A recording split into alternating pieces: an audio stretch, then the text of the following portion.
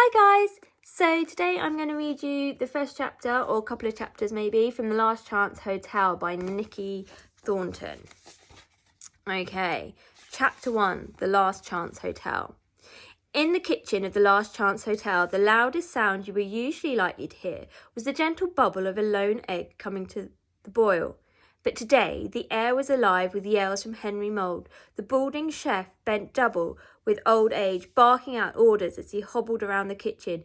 "Seth, those tarts! Out of the oven! Now!"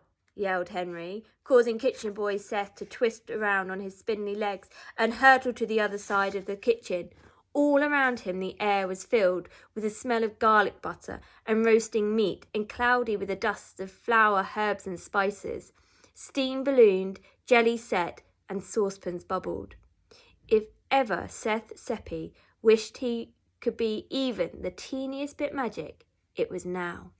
Because the spell to split himself into three was surely the only way he was going to get through all the tasks he had been set by his three nasty bosses. Crotchety Henry and the two owners of the Last Chance Hotel, snappy and spiteful Norrie Bunn and her oily, penny-pinching husband, Horatio. It felt like the hotel had been preparing forever for these special guests that Mr. Bunn had been bouncing on his toes about, and today was the day they were due to arrive. "I need more pepper! Quickly, boy!" screeched Norrie Bunn from the stove, sending a long dribble of peppercorn sauce flying across the kitchen as she launched a dripping spoon in Seth's direction. Her long, brittle grey hair was tied back from her pointy face as she sweated over the sauce, trying not to sneeze. At least the Bunn's monstrously unpleasant daughter, Tiffany, was at her posh chef school, far away from her favourite entertainment, tormenting Seth. Mr. Bunn burst into the kitchen, flapping his hands and squealing, "They're here! They're here!" like a small kid announcing Christmas before rushing back out into the lobby. Even more startling, Mr. Bunn was wearing a cherry red waistcoat and stripy trousers, rather than the familiar grey suit he had worn every day for years. Norrie Bunn tugged off her apron and smoothed out her long grey hair, rushed to attend to her guests in the lobby. Seth managed to be the first to reach the crack in the kitchen wall where it was possible to see through to the lobby and sneak a glimpse of the arriving guests. As he put his eyes to the hole, he could hear the sound of keys being jangled and Mr. and Mrs. Bunn, on their best behaviour, greeting the new guests. Henry moved across the kitchen with unusual sprightliness, poked Seth out of the way with a very sharp elbow, and peered through the crack. "Is that our VIP guest, Dr. Thalamus? The one we put in all this hard work for?" "Not very impressive, all this work," Henry groaned as he pressed his paunch tenderly. "Gives me gas." Seth had not expected their VIP guest to look like a miniature Father Christmas. Dr. Thalamus had white hair, a round tummy, and eyes that twinkled, but he must only have come up to Seth's shoulder. "And the chap with him, what a peacock," Henry continued his spying. "Guess that's his security. He's insisted on bringing with him." "Security! Looks about as good at security as a chicken. What a ridiculous moustache." "Oh, that'd be Mr. Gregorian Kingfisher." Seth had glimpsed a young man in a bright green, tight-fitting suit, with well-combed dark brown hair, a very large and luxuriant brown moustache, and a sprinkle of freckles across his nose. "He's the one who asked for a room with a picture of people playing sport." Guests often made special requests, but it was the first time anyone had been fussy about the artwork in their room. These guests were so fascinating. Seth had never known this many people staying, probably because outside the hotel the whole world was nothing but never-ending trees. Seth could just about remember the days when the Last Chance Hotel had always been full. That had been when his father had been chef here.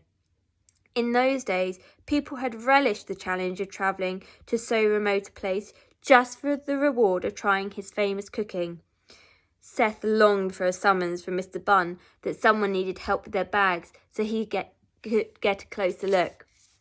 Can see why Thalamus wanted Miss Square along as his assistant, growled Henry, turning his head and giving Seth a momentary chance to take another peek. Angelique Square's head was held as high as if she was making an entrance to a grand audience of thousands. Her hair was long, straight and dark, except for one long section of red down the right-hand side. It looked as if it had been polished. A film star? Under the twinkling chandelier, she made the clutter of well-polished wooden furniture and pictures in old frames seem faded and worn. "Back to work, Seth," snapped Henry, picking up a knife and heading to chop some vegetables, "or that washing will reach to the ceiling." But Seth could make... I'll put my teeth back in.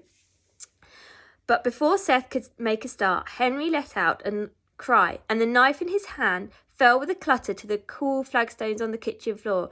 An insect flew past Seth's nose to batter against the window. Henry cowered. "It's just a bug, Henry," soothed Seth, gently teasing the little creature towards the open window. It looked like it was on fire with a glowing phosphorescent tail. "That's not just any bug." Henry's eyes grew wide. "That's a luciole. Do you know what that means?" "You mean it's a firefly? Must have got lost from the glowworm glade. It's beautiful. Come and take a look. They look like magic, don't you think?" "But it's inside," Henry hissed, dabbing his sweating upper lip. "In my country, if a lightning bug flies in the window, it means death." Henry gripped Seth's arm. "Seth, someone is going to die." You all right there? Yeah? You all right? No? Come on then. Coming up. Dun-duns. Do apologise. That was Dana Dog.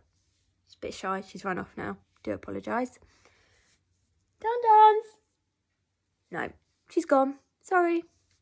Well, that's a mystery, isn't it? The Last Chance Hotel. Ooh, I wonder what's going to happen. Shall we read on? Find out? Chapter 2. It's not very long, so I'll do it. Okay. Chapter 2. Fish head soup. Sounds delicious. Seth worked his arm out from Henry's frightened grip. "That's just an old legend, Henry. Don't worry. No one is going to die." He released the firefly to freedom, but Henry picked up his whittling knife and scuttled off in a panic. It was left to Seth to take over preparing the vegetables for tonight's feast. Whittling was what Henry did whenever he was stressed, and Seth was used to coming across a parsnip that had been turned into a striding giraffe or a piece of wood fashioned into a cute fox cub. But why did it always happen just when he really needed Henry to be making a roast chicken or a steak and kidney pudding that was needed for dinner? Seth scurried past the huge saucepan where broth was bubbling, ready for the fish heads to be added to the hotel's signature fish head soup. The pile of fleshy fish heads Seth had prepared earlier were waiting, their eyes staring at him, as though they were saying, "You think you've got it bad."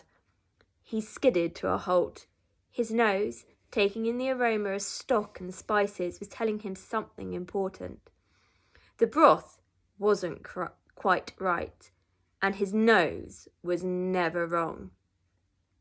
Seth carefully lifted one of the fish heads for Nightshade, the hotel cat. He slipped it into one of the many pockets of the bright blue tunic he wore under his apron. It might be rather gaudy, but the tunic was almost the only thing left to him by his father. That, and a mirror that was so useless sometimes it looked as if it was reflecting what happened in an entirely different room. He took a tiny spoon, dipped it into the pan, and brought the liquid to his lips. It was wonderful and warming, and reminded him so much of his father, who was in danger of becoming little more than a distant memory. Seth could recall him by a smell of cinnamon and spices and all those lessons side by side as they'd baked bread and made soup. He was left with his father being like a small glow of love inside of him, which was more memory than he had of his mother. Any thought of her made Seth's insides tighten from a sadness that she had died when he was just a baby, and he struggled to remember her at all. Seth reached up to the shelf, overcrowded with a mad jumble of bottles and jars of every imaginable shape, size and colour, took a pinch of some fine strands of dried yarrow and sprinkled them in, thinking that although Mr. Bunn never tired of telling him how his father had been disgraced, he was never specific about exactly what he was supposed to have done. But Seth's father had come up with the recipe for the soup, and with such important guests, Seth was going to make sure it would be served up perfectly. Chef Henry Mould always skimped on ingredients and never got the hotel's famous dish quite right. So, with a stealthy glance over his shoulder, Seth reached for the saffron in its long, clear glass jar. His head swarmed with the repeated warnings from mean Mr. Bunn. Use it very sparingly. Gram for gram, saffron costs more than gold. Seth took 4 tiny, delicate strands of saffron between his fingers, shot another fearful glance over his shoulder, and sprinkled them into the broth. He smiled as the soup turned a satisfying, rich golden colour. Well, well, well, Seppy, you're so going to pay for that? Seth jumped, almost dropping the jar. There was no mistaking the hated voice. The last voice he had expected to hear today. Tiffany Bunn, the hotel owner's odious daughter, was leaning smugly against the kitchen doorframe. Well, I hope you enjoyed that. It's a very good book. I really enjoyed it.